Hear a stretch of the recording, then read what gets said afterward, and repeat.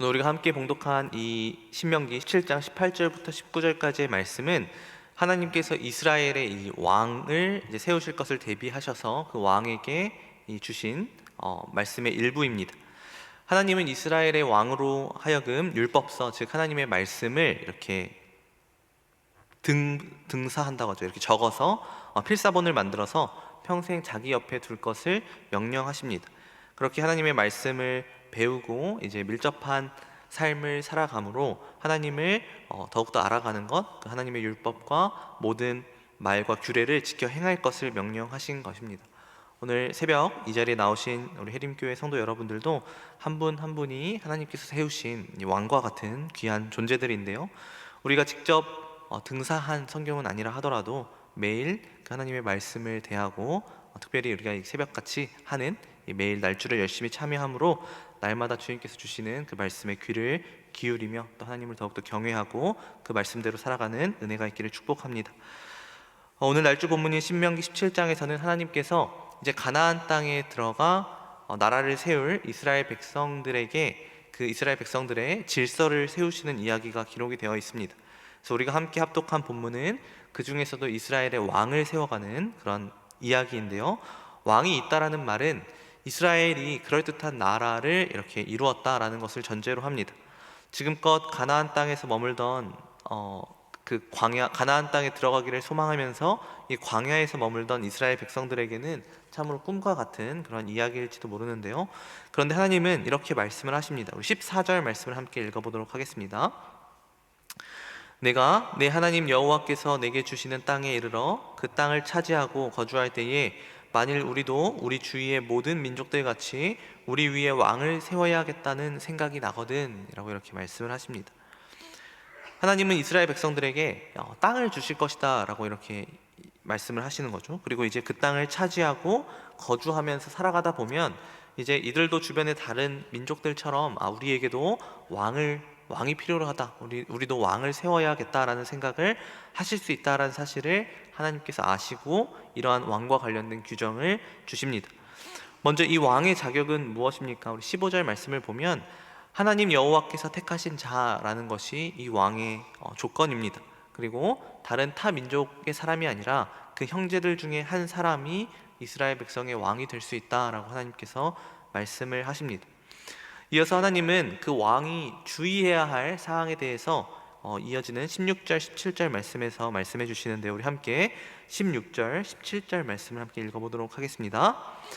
그는 병마를 많이 두지 말 것이요 병마를 많이 얻으려고 그 백성을 애굽으로 돌아가게 하지 말 것이니 이는 여호와께서 너희에게 이르시기를 너희가 이후에는 그 길로 다시 돌아가지 말 것이라 하셨음이며, 그에게 아내를 많이 두어 그의 마음이 미혹되게 하지 말 것이며 자기를 위하여 은금을 많이 쌓지 말 것이니라, 이렇게 이야기하고 있습니다. 하나님은 하나님이 이스라엘 백성들 가운데 세우실 왕이 그 병마를 많이 두거나 아내를 많이 두지 말고 또 자기를 위한 은금을 많이 쌓아두지 말라라고 이렇게 말씀을 하십니다. 하나님이 이렇게 이런 것들을 제지하시는 것은 이스라엘의 왕이 앞서서 하나님께서 택하시고 세운 그러한 직분이라고 말씀하셨는데도 불구하고 스스로 병마와 또 아내와 또 은금을 통해서 이 모든 것들을 통제하려 하는 그러한 교만에 빠질 수 있기 때문입니다. 혹시라도 이 왕이 병마와 또 아내와 은금이 없이는 내가 이스라엘의 왕직을 수행할 수 없다라는 생각을 하고 병마를 많이 두기 위해서 그 병마를 얻을 수 있는 애굽으로 돌아가거나 또는 수많은 아내를 두어서 그의 마음을 미혹시켜서 하나님으로부터 멀어지게 한다든지, 또는 자신의 은금을 많이 쌓아서 하나님을 더 이상 의지할 필요가 없게 되는 그런 상황을 하나님께서는 미리 막고자 하시는 것입니다. 반면에 하나님이 바라시는 왕의 모습은 다음과 같이 이야기하시는 거죠. 우리 18절, 19절 말씀을 다시 함께 읽어보도록 하겠습니다. 그가 왕위에 오르거든 이 율법서의 등사본을 레위 사람 제사장 앞에서 책에 기록하여 평생에 자기 옆에 두고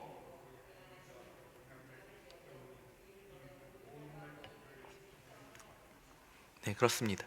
하나님께서 바라시는 왕의 모습이 무엇입니까?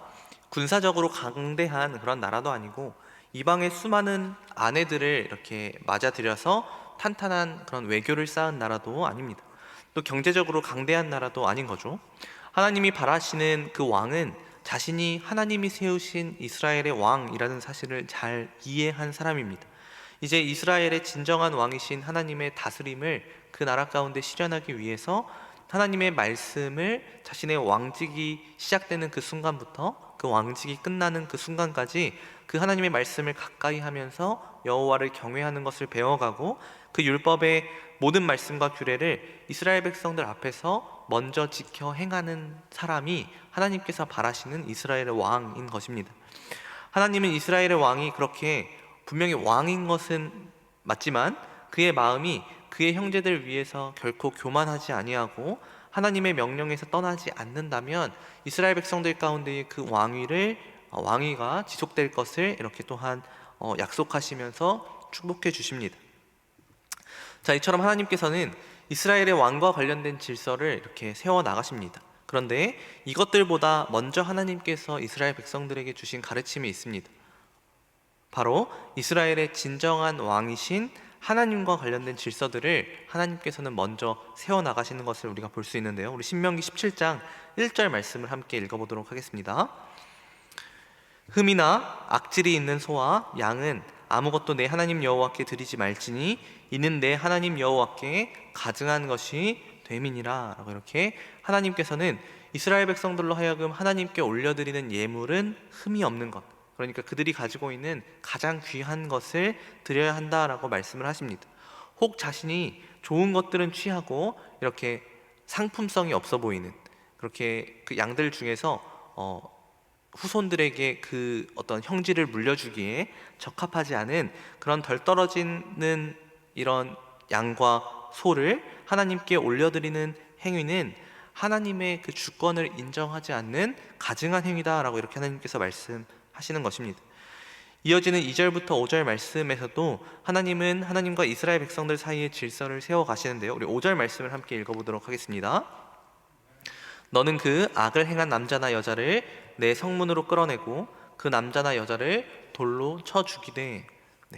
여기서 말하는 이 악을 행한 남자나 여자는 이스라엘 백성들 중에서 하나님을 섬기지 아니하고 다른 신들을 섬기거나 그 일월 성신에게 절하는 자를 말씀하십니다.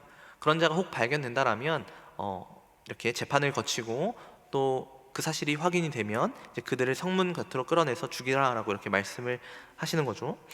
이처럼 하나님은 이스라엘 백성들이 가나안 땅에 들어가 이루어갈 그 나라의 질서를 하나님께서 세워 가시면서 이스라엘의 왕에 대한 그 질서보다 이스라엘 백성들과 하나님 사이의 그 관계와 질서를 세워가는 것을 더 우선시 하셨습니다.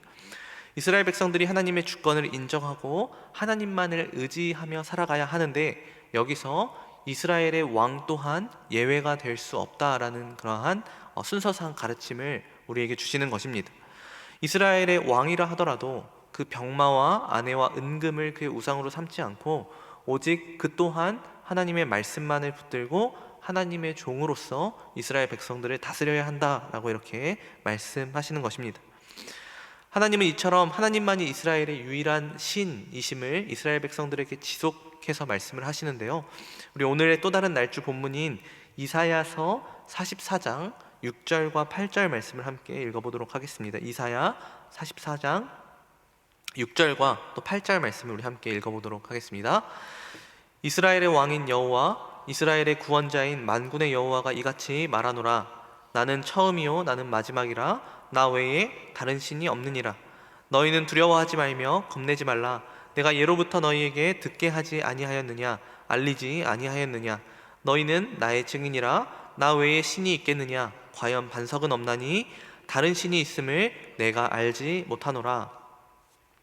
하나님은 이스라엘의 왕이 바로 여호와 하나님이심을 말씀하십니다. 바로 그런 하나님께서 이스라엘 백성들에게 나 외에 다른 신이 있겠느냐, 다른 신이 있음을 내가 알지 못한다라고 하나님께서 이스라엘 백성들에게 말씀하시는 거죠. 처음이요 마지막이신 하나님께서 아시지 못하는 다른 신이 없다라고 이스라엘 백성들에게 이렇게 말씀하시는 것입니다. 즉 이스라엘 백성들이 하나님을 떠나 배반하고 따랐던 그 이방의 신들은 존재하지 않는 신들이라는 것, 가짜 우상에 불과하다라는 것을 다시금 이스라엘 백성들에게 이렇게 가르치시면서 하나님은 우상을 숭배하는 인간들의 미련함과 또 우상을 숭배하는 행위의 무익함을 이렇게 말씀하십니다.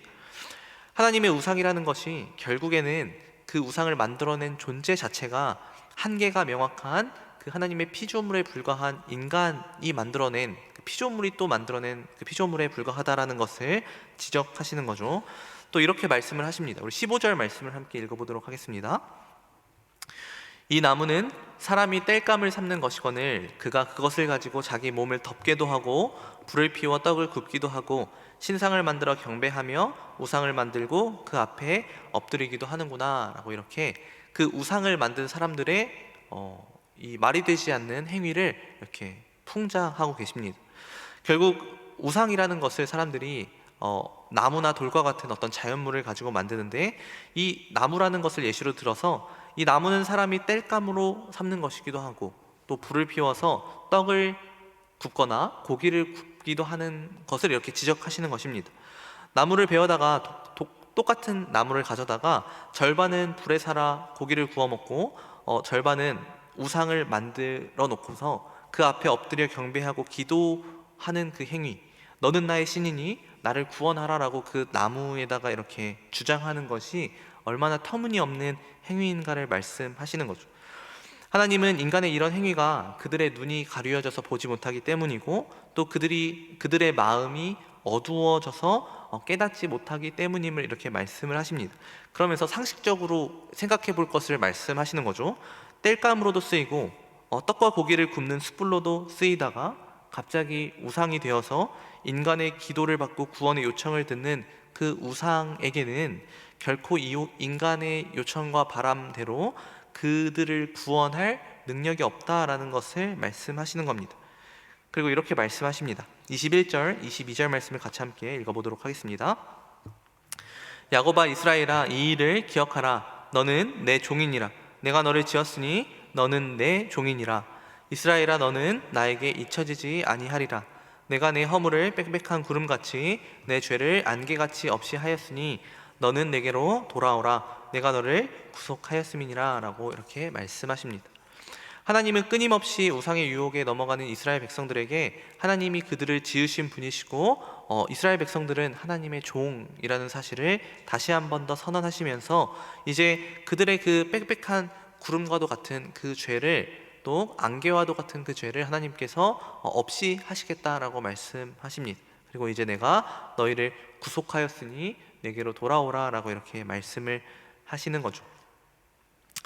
오늘의 또 다른 날주 본문인 시편 104편에서도 인간이 만든 우상과는 감히 비교가 되지 않는 감히 비교가 불가능한 창조주 하나님의 위엄을 이 시인은 그리고 있는데요. 우리 시편 104편 1절 말씀을 함께 읽어보도록 하겠습니다. 내 영혼아 여호와를 송축하라. 여호와 나의 하나님이여 주는 심히 위대하시며 존귀와 권위로 옷 입으셨나이다. 앞에서 말했던 그 이스라엘 백성들이 만들었던 그 수많은 우상들은 기껏 해봐야 질 좋은 나무로 장인들이 깎고 또 색을 칠하거나 또 금장색, 은장색들이 이렇게 금과 은을 이렇게 입혀서 만들지만, 그러나 하나님의 위엄의 모습은 어떠합니까? 우리 2절부터 이어지는 내용들을 살펴보면 빛의 옷을 입으시고 또 하늘을 휘장같이 치시고 물 위에 들보를 얹으시고 구름으로 자기의 수레를 삼으시고 바람 날개로 다니시고 또 바람을 자기의 사신으로 불꽃으로 자신의 사역자로 삼으시고 땅에 기초를 놓으시는 분이 바로 하나님이시라 라고 이렇게 시인이 묘사하고 있습니다. 이처럼 천지를 창조하신 그 하나님의 주권, 온 세상을 향한 주권이 하나님에게 이렇게 영광스럽게 차 있다라는 것을 시인은 노래하는 것입니다. 시인은 이처럼 피조세계를 다스리시는 하나님의 이 위대하심과 주권과 다스리심을 노래하다가 이렇게 고백을 하고 있는데요. 우리 27절부터 29절까지의 말씀을 또한 함께 읽어보도록 하겠습니다. 이것들은 다 주께서 때를 따라 먹을 것을 주시기를 바라나이다.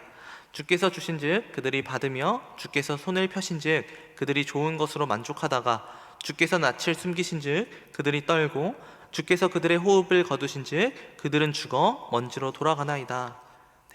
피조물들이 하나님의 다스림 속에서 하나님이 때를 따라 먹을 것을 주실 것을 기다린다라고 고백합니다.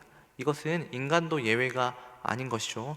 하나님께서 손을 펴셔야만 우리 모든 피조 세계가 만족할 수 있습니다. 반면에 주님이 낯을 숨기시면 우리는 두려워 떨고, 또 주님께서 호흡을 거두시면 그 생명이 거두어지는 우리 모든 피조 세계의 생사화복의 절대적인 주권이 하나님의 손에 달려 있다라는 사실을 시인은 이렇게 노래하는 것입니다.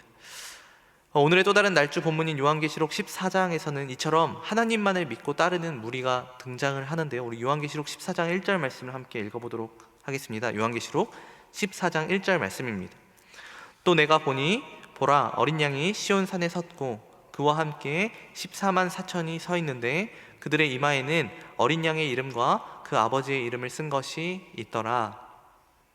저희가 요한계시록 말씀을 쭉 살펴보고 있었는데, 이 사탄과 세상의 짐승들이 자신의 표를 받을 것을 강요하는 그러한 삶을 살아가던 때에도, 또 그렇게 사탄과 그 무리들이 성도들의 삶을 핍박하고 위협하던 그 때에도 어린 양과 함께 시온산에 선 이들이 등장을 합니다.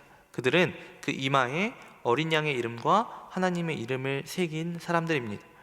자신들이 하나님과 어린 양의 소유라는 정체성이 그들 가운데 새겨진, 그렇게 하나님의 구원을 받은 무리들이 등장을 하는 것입니다. 그 악한 세상 속에서 하나님을 믿는, 또 예수 그리스도를 믿는 그 믿음 안에서 인내하고 견뎌낸 이 구원받은 무리들이 이제 그 마지막 날에 그 예수 그리스도의 보좌와 하나님의 보좌 앞에서 승리의 새 노래를 부르는 장면을 요한계시록 14장은 이렇게 묘사하고 있습니다. 사도 요한은 이어서 이렇게 그들을 묘사하는데요. 우리 4절과 5절 말씀을 함께 읽어보도록 하겠습니다.